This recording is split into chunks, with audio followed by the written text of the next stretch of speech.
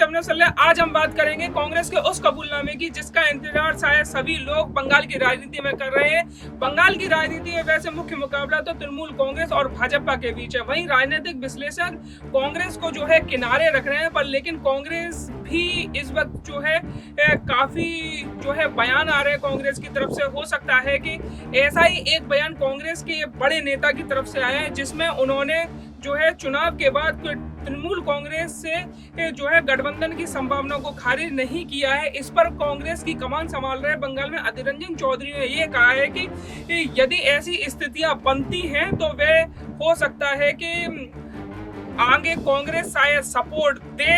और वहीं आपको बता दें संयुक्त उन्होंने कहा है कि संयुक्त मोर्चे का उद्देश्य अपने दम पर चुनाव जीतना है। मैं अभी यह नहीं जानता कि चुनाव के बाद संयुक्त मोर्चा किसी को सपोर्ट करेगा या नहीं।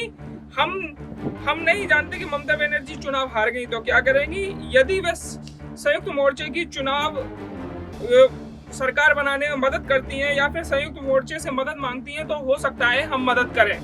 वहीं आपको बता दें कांग्रेस और लेफ्ट के बीच जो है बंगाल के अंदर गठबंधन है। वहीं आपको बता दें कि लेफ्ट जो है बंगाल में इस वक्त 165 सीटों पर जो है चुनाव लड़ रहा है। वहीं कांग्रेस जो है 92 सीटों पर चुनाव लड़ रही है। वहीं लेफ्ट की सहयोगी पार्टी आईएसएफ लगभग 37 सीटों पर चुनाव लड़ रही है।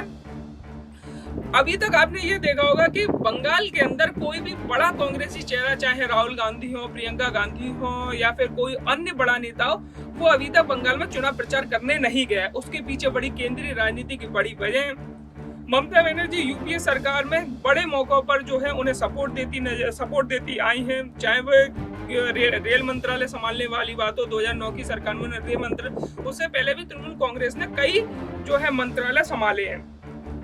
वही दूसरी सबसे बड़ी बात है, देखिए आने वाले समय में ये वाली बात स्पष्ट है कि ममता बनर्जी देश की राजनीति में बड़ा चेहरा होगी और ये चुनाव, पश्चिम बंगाल का चुनाव ममता बनर्जी का कद जो है निर्धारित करेगा। यदि वो ममता बनर्जी अकेले अपने दम पर चुनाव जीतती हैं तो ये एक बहुत बड़ी जो है उनके लिए जीत होगी, क्योंकि बीजेपी भी इस चुनाव में जो है एड़ी चोटी का जोर लगा रही है।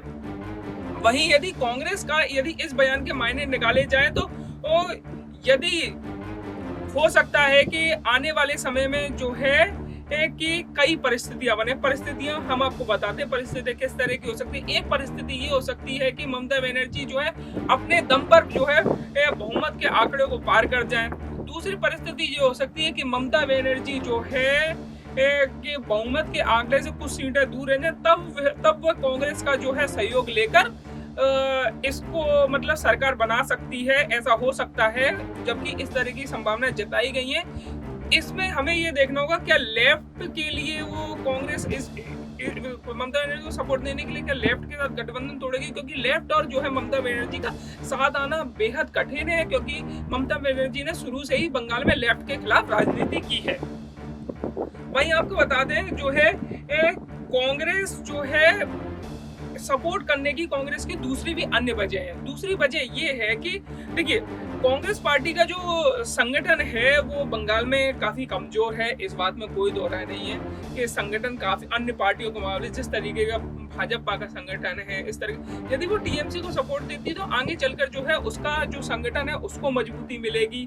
दूसरे तौर पर और आने वाले चुनावों में जिस तरीके से बंगाल में पार्टी खुद को और मजबूत कर पाएगी।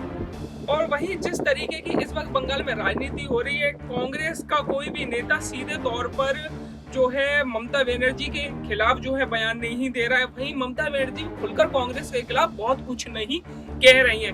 यानी इसका साफ इशारा ये है कि कहीं ना कहीं कोई भी पार्टी इस चीज को नहीं छोड़ना चाहती कि चुनाव के बाद उन्हें जो है गठबंधन करने में दिक्कत आए। वहीं आपको बता दें कि ममता बनर्जी के सामने जो है बंगाल में जो है बीजेपी एक बड़ी पार्टी के रूप में उभर रही है और बंगाल में बीजेपी से ही ममता बनर्जी का जो है मुख्य मुकाबला है। यदि चुनावी चरणों की बात करें तो लगभग जो है 91 सीट्स हैं उन पर जो है वोट डाले जा चुके हैं, जबकि अभी भी जो है 203 के आसपास सीटें जो है अगले 5 चरणों में जो है उन पर मतदान होना है और अगले 5 चरणों में ये डिसाइड हो जाएगा कि बंगाल की राजगद्दी पर कौन बैठेगा। जुड़े रहिए एसपीएम न्यूज के साथ। धन्यवाद।